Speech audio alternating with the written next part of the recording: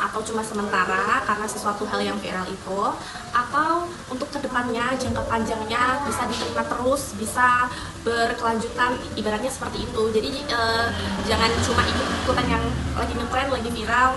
Bisa dikatakan itu bisnis musiman saja, karena hanya akan membuang waktu, tenaga, dan modal kita akan terbuang secara cuma-cuma kalau hanya sebatas bisnis musiman. Nah, pesan untuk teman-teman, terutama generasi muda ini yang ingin terjun ke dunia usaha atau ingin menjadi wirausaha, tentunya teman-teman harus mempersiapkan mental atau jiwa yang berani dan kuat.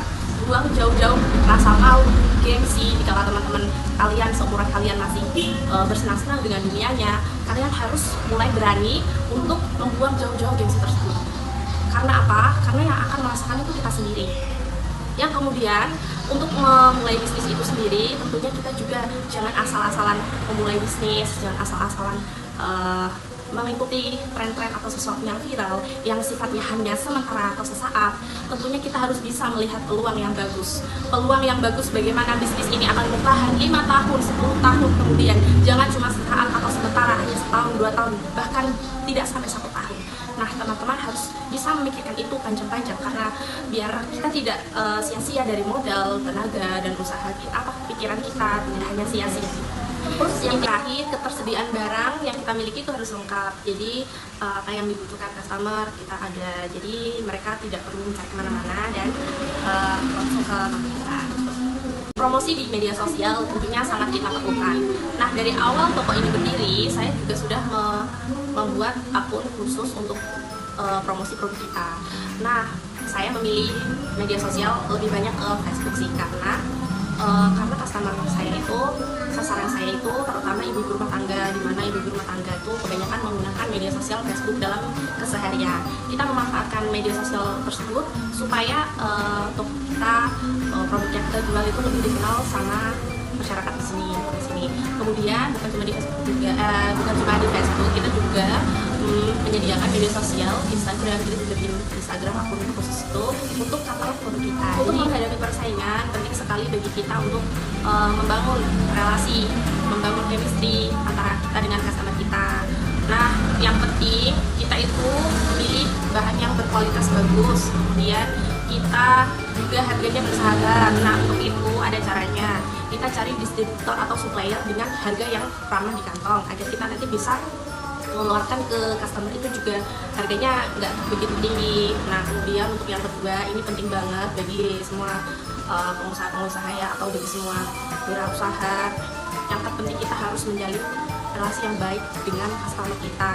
Jaga relasi itu, karena ibarat kata customer itu seperti teman kita, sehari-hari kita bertemu dengan mereka.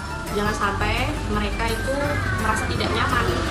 Kita harus berikan pelayanan yang bagus, kita harus berikan pelayanan yang ramah, juga kan biar biar mereka senang gitu ke kita. Setelah mendengarkan hasil wawancara dengan owner Toko Jaya Mulia, selanjutnya kita akan melakukan analisis SWOT. Apa sih analisis SWOT itu? Analisis SWOT adalah kumpulan dari beberapa aspek perusahaan yang terdiri dari kekuatan atau strength, kelemahan atau weakness, kesempatan atau opportunities, dan ancaman atau threats. Tujuan analisis SWOT adalah untuk membantu perusahaan mengembangkan kewaspadaan penuh mengenai semua faktor yang terlibat dalam pembuatan keputusan bisnis. Nah, perlunya analisis SWOT antara lain mengeksplor kebijakan baru, pembenahan kebijakan internal perusahaan, mempertimbangkan peluang untuk mengulang ataupun mengubah rencana di tengah pelaksanaannya. Elemen analisis SWOT ini terdiri dari 4, yakni strength, weakness, opportunities, dan threats. Oke, elemen yang pertama yakni kekuatan atau strength. Kekuatan atau strength adalah nilai internal dan positif dari perusahaan. Nah, strength dari Toko Jaya Mulia ini sendiri yang pertama yakni ketersediaan konten. Menyediakan beberapa macam kebutuhan pelanggan mulai dari berpastikan dan segala macam bahan kue, sembako, dan berbagai jenis frozen food. Yang kedua, lokasi yang strategis. Toko sembako yang berlokasi strategis dapat menarik lebih banyak pelanggan. Toko Jaya Mulia sendiri terletak di pinggir jalan raya dan dekat dengan pasar, sehingga memudahkan pelanggan untuk berbelanja. Elemen yang kedua adalah kelemahan atau weakness. Kelemahan adalah faktor negatif yang mengurangi kekuatan perusahaan. Yang pertama, adanya pesaing dengan menjual barang yang serupa dan terletak di tepat samping Toko Jaya Mulia. Hal ini membuat pelanggan sering mondar-mandir hanya sekedar untuk membandingkan harga dari toko sebelah dengan toko Jaya. Yang kedua, jika melakukan kesalahan dalam pelayanan terhadap pelanggan, hal ini dapat menghilangkan kepercayaan pelanggan. Elemen yang ketiga, peluang atau opportunities. Peluang adalah faktor eksternal dalam lingkungan bisnis saudara yang cenderung berkontribusi pada kesuksesan bisnis. Yang pertama, ada peningkatan permintaan. Permintaan akan produk sembako selalu ada, dan dengan peningkatan penduduk, permintaan semakin bertambah. Hal ini dapat menjadi peluang bagi toko sembako untuk memperluas bisnisnya. Yang kedua, pemanfaatan teknologi. Dalam era digital, toko sembako dapat memanfaatkan teknologi untuk memperluas jangkauan pasarnya melalui penjualan online. Contohnya dengan mengupload berbagai produk ke dalam Facebook, TikTok, ataupun Instagram. Elemen yang keempat atau terakhir ada ancaman atau prinsip. Ancaman adalah faktor eksternal yang tidak dapat dihindarkan. Wira usaha harus mempertimbangkan hal ini untuk menempatkan rencana darurat dalam menangani masalah yang terjadi. Yang pertama, persaingan yang semakin ketat. Bisnis toko sembako menjadi semakin kompetitif dengan pihak toko sembako yang menjual produk yang sama di daerah yang sama.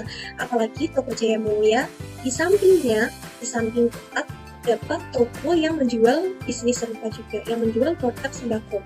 Hal ini dapat membuat toko sembako sulit untuk bersaing dan mempertahankan pelanggan. Yang kedua, harga yang fluktuatif. Produk sembako seringkali memiliki harga yang fluktuatif tergantung pada musim dan pasokan.